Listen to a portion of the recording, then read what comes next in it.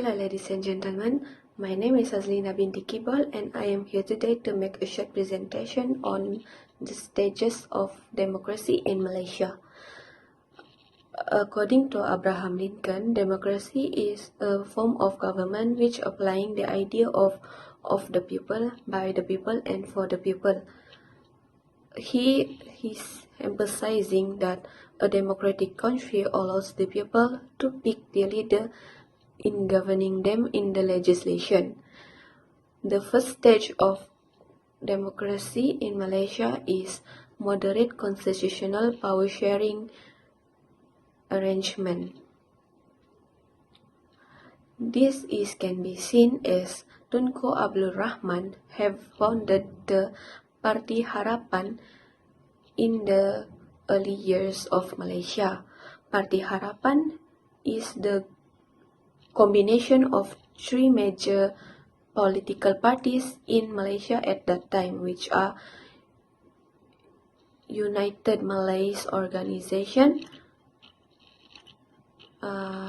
Malays Indian Congress, and Malaysian Chinese Association. Been strengthened by electing a few opposition parties and ethnic parties which are come from Sabah and Sarawak. He gathered all of the parties that has been elected by him and then forming a new coalition of party which is Barisan Nasional (BN).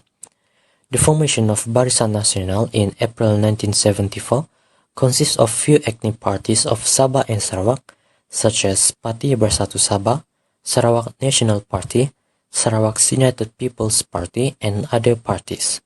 These parties represented the population of indigenous people of both Sabah and Sarawak. Under his administration also, it has been decided of the approval through legislation that criminalize any publication, act or speech that are related with the fundamental issues such as the special rights of Bumiputra, the citizenship of non-Malay, the national language which is Malay, Islam's position, and affirmative action. Under the reign of our third Prime Minister, which is Tun Hussein Onn, it began from 1976 until 1981. In his reign, he has implemented various policies in order to balance the stabilization of economy, since there was disunity issues happen between the different communities in Malaysia. This can be seen on 20 April 1981, where the launch of National Unit Trust Scheme has been held. This scheme is a form of collective investment scheme which is set up under a trust deed. In addition, the scheme also had made some changes on the shares where the government-owned shares were transferred into Bumiputra hands and controlled by Permodalan Nasional Berhad.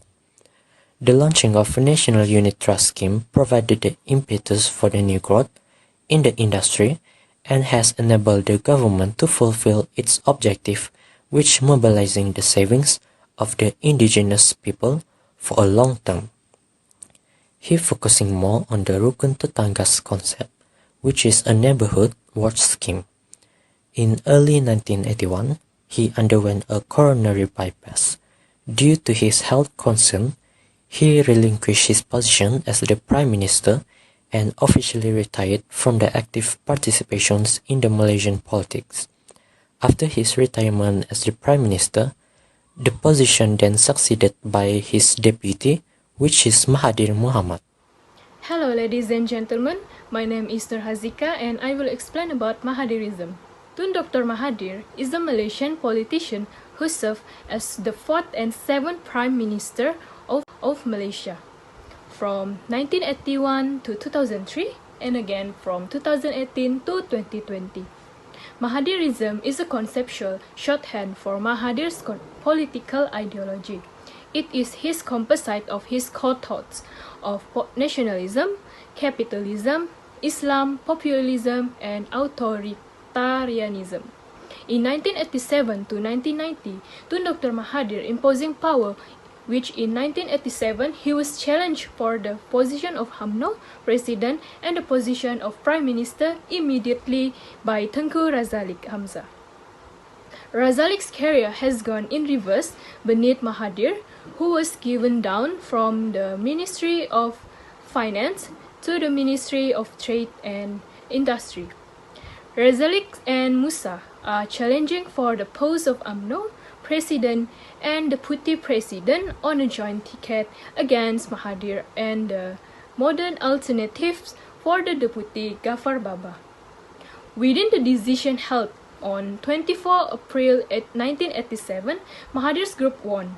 He was re-elected by a limited age, accepting votes from 761 party agents and Razalik 718. In an unforeseen choice in February 1988, the High Court ruled that UMNO was an unlawful organization as a few of its branches were not legitimately enlisted. A tribunal set up by Mahathir found Saleh blameworthy and recommended to the Agong that Saleh be rejected from work. 5 other courts judges upheld Saleh and were suspended by Mahathir. Mahathir contended that detainment was essential to avoid a repeat of 1969 racial riots. In 1990, there are the conclusion of the new economic policy. It gives Mahathir the opportunity to lay out his financial vision for Malaysia. In 1991, he reported Vision 2020 in which Malaysia endeavored to gotten to be a completely created nation within 30 years. The target will require a normal financial development of around 7% of net residential item per year. By 1995, less than 9% of Malaysians living in poverty and income inequality has shrunk. He reduced taxes and the value of the currency plummeted. Mahadirism has repressive and responsive. Example of the repressive is Mahathir's government is working to crack down on extreme Islamist athletes. Ibrahim Libya, a popular Islamic leader, was killed in a police shooting in 1985. And the example of responsive is Vision of 2020 has accompanied by the replacement of the DEB, the National Development Policy, in which several government programs designed to benefit Bumiputras. DPN achieved success in one of its main goals, poverty reduction. The economy developed by more than 9% a year until 1997, causing other creating nations to undertake imitate Mahathir's approaches. In 1998, Mahathir turned around this approach for no reason that the IMF and his own deputy Anwar Ibrahim. At the UMNO General Assembly in 1998, a conspicuous Anwar supporter, Ahmad Zahid Hamidi, criticized the government for not doing sufficient to battle debasement and cronyism. On September 2, 1998, Anwar Ibrahim was sacked as Deputy Prime Minister and Minister of Finance and was immediately expelled from UMNO. No firm reason was given for the expulsion. As more charges arose, huge open energies were held in Bek Anwar. On September 20, he was captured and put in guardianship beneath the Internal Security Act. Hello, my name is Norain Farhana and now I will present to you about the Reformasi and the new rise of politics in Malaysia. So basically, the Reformasi movement was a protest movement that began in September 1998 throughout Malaysia, initiated by Anwar Ibrahim after his sacking as Deputy Prime Minister by the Kurdistan Prime Minister Mahathir Mohamad in the same month. It is the reformation for social equality, social justice, and meritocracy impetus of the political shift in Malaysia democracy and the end of Mahadirism. The rise of the Reformasi movement in late 1990s was a significant milestone in Malaysia's democratization process.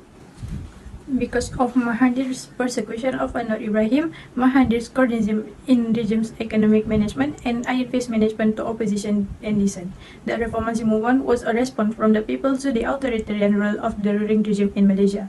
The movement demanded government transparency, accountability, and integrity. It was led by both non-governmental organizations and the opposition parties. It became a means for civil society to disseminate the idea of democratic political space. It led to political changes, particularly regarding the attitudes of the politicians. The existence of many repressive laws such as the Internal Security Act (ISA), Sedition Act (SA), and Printing Presses and Publication Act (PPA) seems justifiable to the government as means to protect racial harmony. However, many have questioned the need to maintain this repressive law. The Reformist movement changed political discourse from race-based politics to a more multicultural perspective. The opposition coalition did not only campaign on a platform of multiculturalism, but also their political discourse covered topics like social justice, democracy, and cooperative strategies. Members of the opposition parties and civil society criticized the repressive laws because they have been used to restrict the people's right to political freedom and freedom of speech. The emergence of a strong opposition have institutionalized the idea of checks and balances. The voice of the opposition was more strident and more assertive in the aftermath of the election, and public tolerance of government corruption and inefficiency dispelled. This was obvious during the 2008 general election, when the internet provided the alternative view of the opposition after the mainstream media, dominated by the government, has lost its credibility out to bias in their reporting. The shift of Malaysian democracy from the old politics of constitutional democracy to the new politics of deliberative democracy simply is unavoidable. Abdullah Omo, known as Pak La, was the 5th Prime Minister of Malaysia from October 2003 until April 2009. The resumption of Pak La under the administration of Tun Mahathir led to the transition of a new phase. Pak La's range emphasis on researching the achievements in maintaining a balance and steadiness of his predecessors, which is to proceed with the development plans based on previous agenda, but through new and different methods, which is Islam Hadari. Although the concept has been introduced by Tun Mahathir, it has been promoted as a moderate Islam concept throughout the 5 years of his administration. Under this banner of Islam Hidari, further development is carried out, including the allocation of RM50,000 for each parliamentary areas as an activity to be conducted by the Constituency Council. It does not single out non-Muslim parliamentary members who have also been elected to chair the Islam Hadari Constituency Committee. Last but not least, the Reformist movement convinced the Malay to support the public's right to political participate beyond the election. Since Najib took office as the 6th Prime Minister on 3rd April 2009, several decisions of Najib Razak give a clear indication that he accepts the practice of deliberative democracy in Malaysia. He has urged the people to join him in his quest to revitalize the country through the concept of One Malaysia. His slogan is People First, Performance Now. In Malaysia, the trust of Najib's new administration is centered on mutual respect and trust among the country's various races, and is intended to the guiding philosophy in programs and policy, as well as in Najib's vision for the economy, politics, and direction of the government. In Najib's first 100 days of being Prime Minister, Najib took liberalization of New Economic Policy (NEP), which was introduced by his father Tun Razak. The NEP was an affirmative action program which was in favor of Malays. There are also Foreign Policy and National Blue Ocean Strategy (NBOS), which has been remarkably successfully in providing the best services to the people at optimum spending. Hello ladies and gentlemen, my name is Nur Kalisa. So today I will present to you about the regime change in Malaysia Baharu. So on the 9th of May 2018, 14th general election was held and won by the Pakatan Harapan that held the opposition party. The president of Pakatan Harapan is Tun Dr. Mahathir Mohamad, and the manifesto of Pakatan Harapan is to develop the country based on the Maqasid Sharia. Secondly, to maintain the responsibility of constitutional monarchy, Malay language as lingua franca, and to acknowledge the status of Sabah and Sarawak in Malaysia Federation. Thus, the 7th Prime Minister is Tun Dr. Mahathir Mohamad, and the Deputy Prime Minister was given to Wan Azizah Wan Ismail. Under this administration, they introduced the foreign policy framework to develop the country genuinely, and at the same time, they tried to strive the Vision 2025 because of the failure of Vision 2020. However, in February 2020, Pakatan Harapan had faced an issue because of Tun Dr. Mahathir had resigned from the Prime Minister, and it will jeopardize within the cabinet. However, to avoid any chaos among the society, King Owikot as Sultan had appointed Tun Dr. Mahathir as the interim Prime Minister. Thus, the political elites are fighting to get the vacancy of Prime Minister. Nominally, the people are Tun Mahathir, Anwar Ibrahim, and Muhyiddin Yassin. On the 29th of February 2020, a history was recorded because King had appointed Muhyiddin Yassin as the new head of government without the majority of vote from the society and the parliament, even though Mahathir received 114 votes, but King still refused it. On the 1st of March, Muhyiddin was legally become the Prime Minister and introduced new Perikatan Nasional Administration. In conclusion, the 5 stages of Malaysian democracy also show the achievement and how the solution was made based on the strength of the administration. Besides, those representatives also did not abandon the needs and the demand of the people and try to stabilize by introducing new policies or initiatives to satisfy the needs of the people. Furthermore, the development of political party also ensure the people needs. In addition, the Mahathirism ideology also show that Malaysia had own critical thinking political elites. I think that's all from us. Thank you.